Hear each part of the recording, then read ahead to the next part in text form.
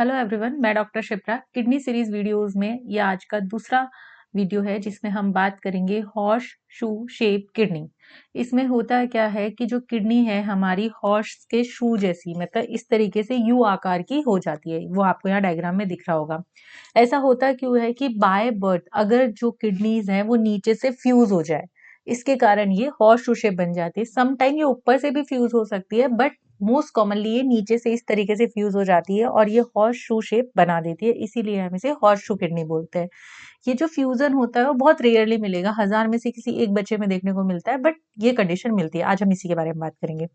इसमें जनरली होता क्या है कि जैसे ये किडनी यहाँ पे फ्यूज हो गई, यहाँ पे देखो डायग्राम में ये किडनी यहाँ पे फ्यूज हो गई, तो फ्यूज होने के कारण हमने प्रीवियस वीडियो में बात करी थी कि किडनी बनती नीचे है लेकिन बाद में असेंड होती है ऊपर की तरफ।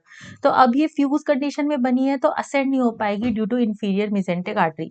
देखिए, इंफीरियर मेसेंट्रिक जो आर्टरी है यहाँ पे, इसके कारण किडनी अब ऊपर की तरफ नहीं असेंड हो पाएगी और ये कहाँ रह जाएगी, हमारे लोअर पेल्विस रीजन में ही रह जाएगी। ठीक है, तो इसमें जनरली क्या होता है, हमें जो किडनी है कहाँ फील होती है, वो हमें पेल्विक रीजन में एक मास की तरह पे हमें फील होती है।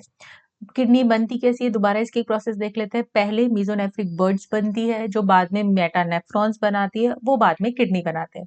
किडनी इस तरीके से नीचे की तरफ बनती है, बाद में ये असेंड होके ऊपर की तरफ आती है। यहाँ पे आपको दिख रहा होगा पूरा प्रोसेस, इस तरीके से ये होता है। अब इसमें क्लिनिकल फीचर्स क्या आएंगे कि अगर हॉर्स शू किडनी हो गई है तो हमें क्या आएंगे, वैसे तो कोई सिम्टम्स होंगे नहीं, एसिम्टोमेटिक रहेगा बहुत लंबे टाइम तक, बट हो सकता है कि फ्यूजन के कारण यूरेटर में कहीं ऑब्स्ट्रक्शन हो जाए, उसके कारण हाइड्रोनेफ्रोसिस मिल सकता है, या यूटीआई मिल सकता है, या स्टोन्स डेवलप हो सकते हैं, या यूरेटर में ऑब्स्ट्रक्शन वगैरह की कंडीशन हमें देखने को मिल सकती है। और हमें पहले ही मैं बता चुकी हूँ कि किडनी ऊपर असेंड नहीं होगी, तो असेंड नहीं होने के कारण जो अब हमें किडनी है वो नीचे पेल्विक में पाल्पेबल मास की तरह फील होगी। अब कई बार क्या होता है, जैसे यूटीआई हुआ, कोई पेन हुआ, तो अब अगर किडनी अपनी पोजीशन पे नहीं है तो उसका पेन उस पोजीशन पे तो होगा नहीं। लॉइन रीजन में जो हम बात करते हैं, अब जो पेन है वो मिमिक करेगा अपेंडिसाइटिस को। अपेंडिसाइटिस में जैसे राउजिंग पेन होता है, राउजिंग साइन हमें वहां देखने को मिलता है, उस तरीके से ये हमें मिमिक करेगा या कॉलेलिथियासिस को मिमिक करेगा। रिकरेंट यूटीआई हो सकता है, अगर ऑब्स्ट्रक्शन है तो स्टोन बन सकते हैं। ठीक है, इसके अलावा हाइड्रोनेफ्रोसिस की कंडीशन बनती है, जो मैं पहले ही बता चुकी हूँ कि अगर यूरेटर में ऑब्स्ट्रक्शन होगा तो यूरिन नीचे नहीं जाएगा, यूरिन यूरिन नीचे नहीं जाएगा तो यूरिन का बैक फ्लो होगा और वो जाकर के किडनी में डिपोजिट होने लग जाएगा, जिसे हम हाइड्रोनेफ्रोसिस कहते हैं।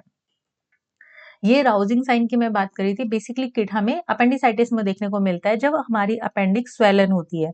तो अगर हम अपोजिट साइड में प्रेशर करेंगे या पाल्पेट करेंगे तो हमें पेन कहाँ होगा, अपेंडिक्स वाली साइड पे पेन होगा, इसे हम बोलते हैं राउजिंग साइन। अब इसमें हमें डायग्नोसिस पे क्या कराना है, हम पेशेंट का अल्ट्रासोनोग्राफी करा सकते हैं देखने के लिए, या हम आईवीयू करा सकते हैं। उससे हमें पता चल जाएगा कि फ्यूजन है या नहीं है तो मीडियली है, लेटरली है, कैसे फ्यूज हो रखी है, वो सब हमें पता चल जाएगा।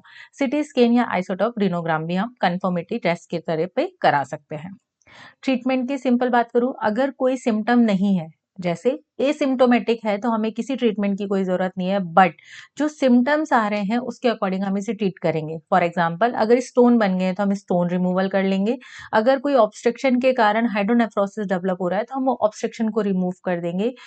हॉर्स शू शेप किडनी जो है वो एक कॉन्जेनाइटल डिजीज है, इसको हम कंप्लीटली क्योर नहीं कर पाएंगे कि भाई उसको हम क्योर, लेकिन जो इससे रिलेटेड सिम्टम्स हैं उसको हम क्योर कर सकते हैं। इसके कारण जो कॉम्प्लिकेशंस आएंगे उनको हम ट्रीट कर सकते हैं सर्जिकली, और कंजर्वेटिवली हम इसे ट्रीट कर सकते हैं।